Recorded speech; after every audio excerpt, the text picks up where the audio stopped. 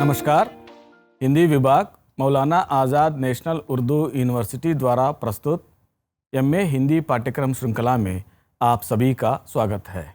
मैं डॉक्टर दोड्डा शेष बाबू, हिंदी विभाग मौलाना आज़ाद नेशनल उर्दू यूनिवर्सिटी हैदराबाद। प्रिय विद्यार्थियों, भारतीय साहित्य पाठ्यक्रम के अंतर्गत आज हम भारतीय साहित्य के अध्ययन की मुख्य समस्याओं को लेकर चर्चा करेंगे।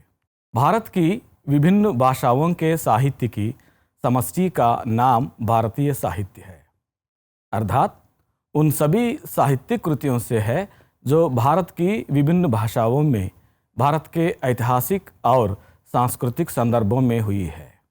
भारत अनेक भाषाओं का विशाल देश है। वर्तमान में यहाँ 22 भाषाओं को आधिकारिक मान्यता मिली है। इन 22 भाषाओं के साथ साथ यहाँ अनेक बोलियां भी बोली जाती है। इसी कारण यहाँ भाषाई और सांस्कृतिक विविधता दिखाई देती है। पूर्वी प्रदेश में उड़िया, बंगला और असमिया, मध्य पश्चिम में मराठी और गुजराती, दक्षिण में तेलुगु, तमिल, कन्नड़, मलयालम, उत्तर में हिंदी, पंजाबी, इसके अतिरिक्त कश्मीरी, डोंगरी, सिंधी, कोंकणी आदि भाषाओं में भी साहित्य की गतिविधियां हमें दिखाई देती है। भारत में अनेक समुदायों के लोग रहते हैं और यहाँ अनेक भाषाएं बोली जाती है। भौगोलिक दृष्टि से यह एक विशाल देश है।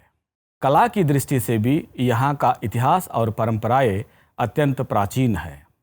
अतः सभी भाषाओं के इतिहास को और साहित्यिक परिवेश को समझना अत्यंत कठिन काम है। इन सभी बातों को दृष्टि में रखकर भारतीय साहित्य के अध्ययन की समस्याओं को इस प्रकार विभाजित किया जा सकता है। एक, बहुभाषिकता की समस्या। भारत एक बहुभाषी और बहुसांस्कृतिक देश है।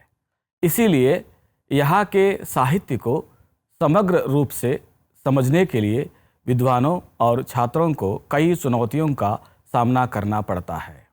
अनुवाद की कमी के कारण राष्ट्रीय स्तर पर अन्य भाषाओं की रचनाओं को समझना अत्यंत मुश्किल होता है। भाषिक संरचना और सांस्कृतिक परिवेश को सही अनुवाद के बिना समझना अत्यंत कठिन है। बहुभाषिक साहित्य का अध्ययन करने के लिए कई भाषाओं का ज्ञान आवश्यक है, अन्यथा तुलनात्मक विश्लेषण असंभव हो जाता है। दूसरी, भौगोलिक समस्या। भारतीय साहित्य के संदर्भ में भौगोलिक विस्तार एक बहुत बड़ी चुनौती है। हम जिस प्रदेश की भाषा या साहित्य की चर्चा करते हैं उसके भौगोलिक परिवेश को जानना जरूरी है, अन्यथा रचना के मूल उद्देश्य को समझना मुश्किल होगा। भारत केवल एक देश ही नहीं बल्कि यहाँ हर 4 कोस पर भाषा, बोली और संस्कृति में बदलाव भी दिखता है। खान पान, रहन सहन और आचार विचार में अंतर दिखाई देता है। इस अंतर को हर संदर्भ में समझना बहुत मुश्किल होता है। एक क्षेत्र से दूसरे क्षेत्र में जाने पर भाषा अचानक नहीं बदलती बल्कि धीरे धीरे बदलती है। जहाँ हिंदी की सीमा समाप्त होती है वहीं से पंजाबी अथवा मैथिली जैसी भाषाओं का क्षेत्र शुरू होता है। यह भाषाई विविधता का ही एक रूप है। तीसरी, मौखिक साहित्य की समस्या। भारत में पहाड़ी और जनजातीय अंचलों के साहित्य की प्रवृत्ति मूलतः मौखिक रही है, जिसे लोकगीतों और लोक कथाओं के माध्यम से सुरक्षित रखा गया है। मुख्य धारा के साहित्य में स्थान न मिलने के कारण यहाँ की बोलियों और साहित्यिक परंपराओं को समझना अत्यंत कठिन है। चौथी, सामाजिक संरचना की समस्या। भारतीय साहित्य के अध्ययन में यहाँ की सामाजिक संरचना को समझना अत्यंत अनिवार्य है।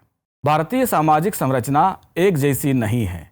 समय और समाज के अनुसार इसमें परिवर्तन दिखाई देता रहा है। उदाहरण के लिए, जाति और वर्ण व्यवस्था के सिद्धांतों को समझे बिना सामाजिक संबंधों को समझना असंभव है। 5वीं, धर्म और संप्रदायों की बहुलता। भारत में विभिन्न धर्म और संप्रदायों के लोग हमें देखने को मिलते हैं। प्रत्येक संप्रदाय के आचार विचार और धार्मिक रीति रिवाज अलग अलग होते हैं।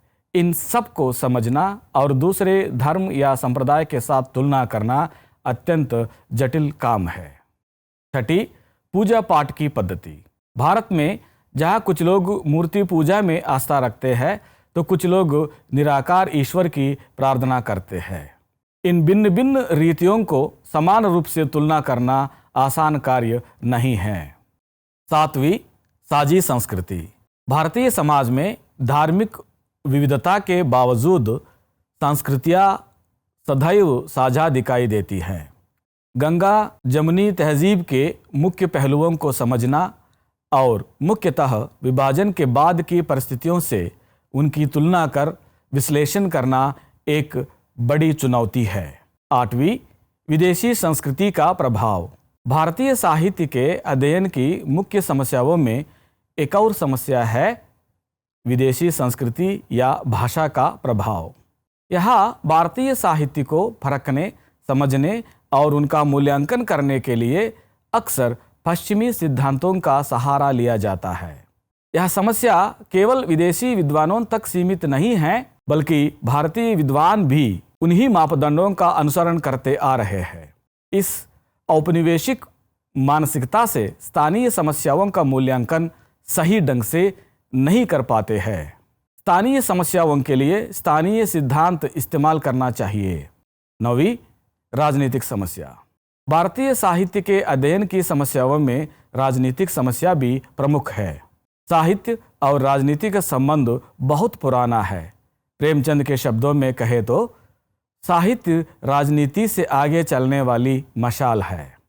साहित्य के अध्ययन में राजनीतिक समस्या का अर्थ है किस प्रकार राजनीतिक विचारधाराएं सत्ता और सरकारी नीतियों को प्रभावित करती है।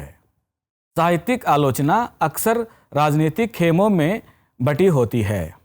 आलोचक साहित्य को अपनी राजनीतिक विचारधारा के चश्मे से देखता है, जिससे निष्पक्ष मूल्यांकन कठिन हो जाता है। वामपंथी बनाम दक्षिणपंथी साहित्य पर प्रगतिवाद का गहरा प्रभाव रहा। मार्क्सवादी आलोचकों ने उसी साहित्य को श्रेष्ठ माना जो मजदूर किसान की बात करता है, लेकिन राष्ट्रवादी या दक्षिणपंथी आलोचक या साहित्यकार सांस्कृतिक गौरव और परंपरा पर जोर देते रहे हैं। अर्थात साहित्य को गहराई से समझने के लिए हमें तत्कालीन सत्ता संरचना, सरकारी नीतियों और समय को ध्यान में रखकर अध्ययन करना होगा। कहीं हिंदी उर्दू की भाषिक संरचना की समस्या है तो कहीं हिंदी और तमिल की समस्या, कहीं राज्य की भाषाई अस्मिता की समस्या है तो कहीं विदेशी भाषा की समस्या। इन सभी विषयों को दृष्टि में रखकर अध्ययन करना बहुत कठिन काम है। अतः स्पष्ट बात यह है कि भारतीय साहित्य के अध्ययन का कार्य सरल नहीं है। भारत एक विशाल देश होने के कारण यहाँ की संस्कृति, भाषा, आचार विचार और सभी सामाजिक परंपराओं को समझकर आगे बढ़ना होगा, तभी इसका अध्ययन सफल हो सकता है। इस विषय से संबंधित अधिक जानकारी के लिए इन किताबों का अध्ययन कर सकते हैं। प्रिय विद्यार्थियों, आज हमने भारतीय साहित्य के अध्ययन की मुख्य समस्याओं के बारे में चर्चा की है। आज के लिए बस इतना ही। फिर मिलेंगे और एक एपिसोड के साथ। तब तक के लिए हमें अनुमति दीजिए। धन्यवाद।